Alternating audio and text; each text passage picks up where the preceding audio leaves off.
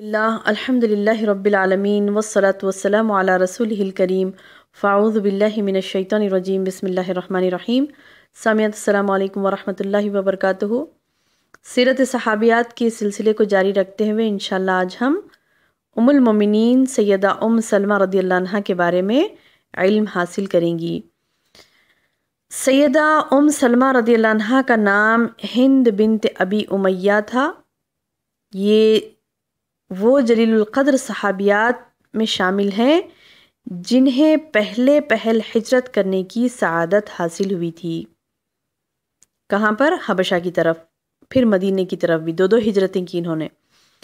سیدہ ام سلمہ رضی اللہ عنہا سیدنا خالد بن ولید کی چچا کی بیٹی بھی تھیں اور ان کا شمار فقہ صحابیات میں سے ہوتا تھا، یعنی آپ کو علم فقہ پر بہت عبور حاصل تھا، بہت پرفیکٹ تھیں وہ علم فقہ پر۔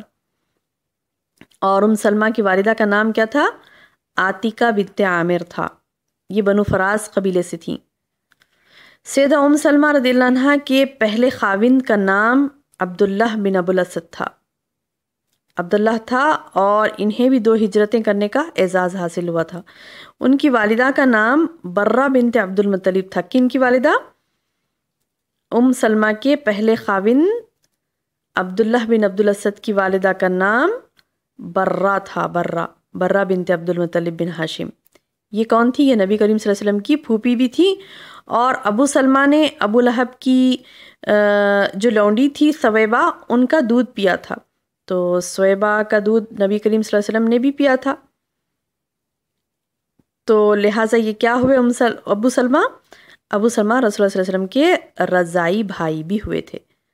تو کیونکہ نبی کریم صلی اللہ علیہ وسلم نے بھی سویبہ کا دودھ پیا تھا نا، تو انہوں نے بھی کیا، ابو سلمہ نے بھی پیا تھا، پھر یہ دونوں کیا ہوئے تھے؟ رضاعی بھائی ہوئے تھے۔ تو بہرحال بہنوں، جب سیدہ ام سلمہ رضی اللہ عنہا اپنے خاوند کے ساتھ ہنسی خوشی زندگی بسر کر رہی تھیں اور آپ کو جب اسلام کے بارے میں معلوم ہوا، اللہ کے رسول صلی اللہ علیہ وسلم نے اسلام کی تبلیغ شروع کر دی تھی، تو ابو سلمہ نے بھی اسلام قبول کر لیا اور ام سلمہ رضی اللہ عنہا بھی اسلام قبول کر کے بہت مشکلات و مصائب کا انہوں نے سامنا کیا۔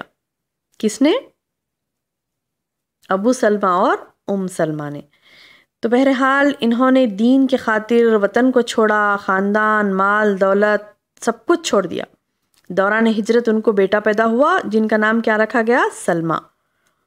اس بیٹے کا نام سلمہ رکھا گیا، تو اسی حساب سے اسی سلمہ جو بیٹے تھے ان کی وجہ سے ان دونوں کا نام ابو سلمہ اور ام سلمہ مشہور ہوا، کنیت بیٹے کے نام سے، ابو سلمہ اور ام سلمہ۔ ابو سلمہ یعنی سلمہ کے والد، ام سلمہ یعنی سلمہ کے ماں۔ تو بہرحال پہلی ہجرت سے واپس آنے کے بعد نبی کریم صلی اللہ علیہ وسلم نے اپنے صحابہ کو ہجرت یعنی مدینہ کی جانب دوبارہ جب ہجرت کا اجازت دی، تو انہوں نے مدینہ منورہ کی طرف بھی ہجرت کی۔ سیدہ ام سلمہ رضی اللہ عنہا اور ان کے خاوند ابو سلمہ کو مدینہ منورہ کی طرف ہجرت کرنے میں بڑی دشواریوں کا سامنا کرنا پڑا تھا، بہت مشکلات سے انہوں نے اس ہجرت کو پورا کیا۔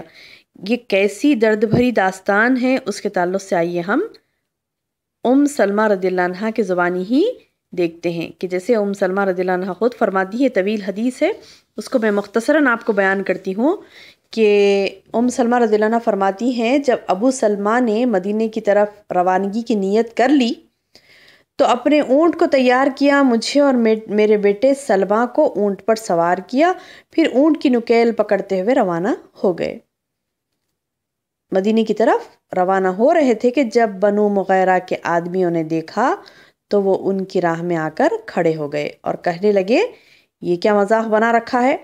کبھی آپ ہماری بیٹی کو کسی ملک لے جاتے ہیں، کبھی کسی ملک لے جاتے ہیں، اور اب ہم ایسا نہیں ہونے دیں گے۔ پہلے تو آپ حبشہ لے کر چلے گئے تھے، پھر آئے، اب پھر مدینہ جا رہے ہیں، ہم آپ کو یہاں سے نہیں جانے دیں گے۔ یہ ستانے کا ایک نیا انداز تھا۔ تو بہرحال کہا، انہوں نے روک لیا اور کہا کہ ہماری بیٹی کو ہم تمہارے ساتھ نہیں جانے دیں گے۔ جب یہ لوگ ام سلمہ رضی اللہ عنہا کو لے کر جا رہے تھے، زبردستی لے کر جا رہے تھے، تو ابو سلمہ رضی اللہ عنہ یعنی کافی یعنی غصے میں آ گئے اور بہت تکلیف محسوس کر رہے تھے. تو ادھر بنو عبد الاسد یعنی ان کے قبیلے کے لوگ، کس کے؟ ابو سلمہ کے قبیلے کے لوگ آگے بڑھے اور کہنے لگے کہ ہم اپنے بیٹے سلمہ کو کسی صورت ان کے پاس نہیں رہنے دیں گے. اور انہوں نے کیا کیا؟ سلمہ کو چھین لیا. چھوٹے سے تھے جب سلمہ. اور بعض روایات میں یہ بھی آتا ہے کہ اس سے ان کے ہاتھ کھینچے گیا تھا، یعنی سلمہ بہت ہی چھوٹے سے تھے جب اس وقت ان کی یعنی عمر کافی چھوٹی تھی. تو یہ چھوٹے سے بچے کو ہاتھ سے کھینچنے میں ان کے ہاتھ میں بھی کافی تکلیف ہو گئی تھی.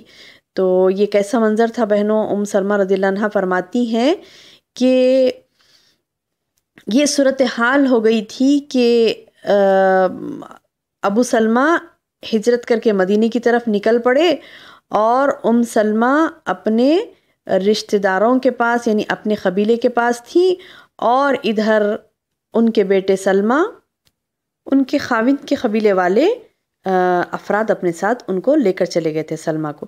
تو تینوں تین طرف ہو گئے تھے.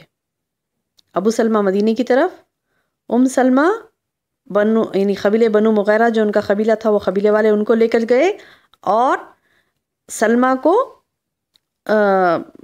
یعنی بنی عبد الاسد والے یعنی ان کے ابو سلمہ کے افراد خاندان کے افراد لے کر چلے گئے. اللہ اکبر.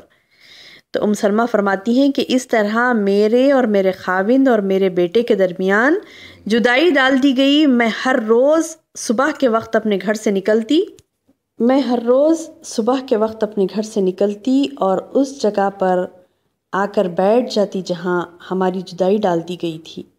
صبح سے شام تک میں وہاں بیٹھی رہتی اور اپنے خاوند اور اپنے بیٹے کے غم میں آنسو بہاتی رہتی. ایک روز میں وہاں بیٹھی رو رہی تھی کہ میرے پاس سے میرے چچا زاد بھائی گزرے. انہوں نے مجھے غم اور ملال میں ڈوبے ہوئے دیکھا تو انہوں نے میرے قبیلے بنو مغیرہ کے سرکردہ افراد یعنی جو بڑے افراد تھے ان کے پاس گئے اور ان سے بات چیت کی، اور انہیں کہا کہ آپ کو یہ کیا ہو گیا ہے؟ آپ لوگوں کو یہ کیا ہو گیا ہے؟ آپ نے یہ کیا کیا؟ اس بیچاری کو ذرا باہر جا کر دیکھو، اس کی کیا حالت ہے. تمہیں ذرا برابر بھی اس پر ترس نہیں آتا؟ خاوند اس کا ایک طرف، بیٹا ایک طرف، اور تم لوگوں نے اس کے اور بیٹے کے اور خاوند کے درمیان جدائی ڈال دی. دیکھو اس کو، وہ دن بھر ان کی جدائی کے غم میں روتی رہتی ہے. آپ یعنی حیف ہے آپ کی سرداری پر. یعنی انہوں نے کہا کہ تمہاری کیسے سردار ہو تم لوگ، اور کیسے لوگ ہو تم کہ ایک عورت کو اتنا تکلیف دے رہے ہو. افسوس ہے آپ کے اس ظالمانہ کردار پر.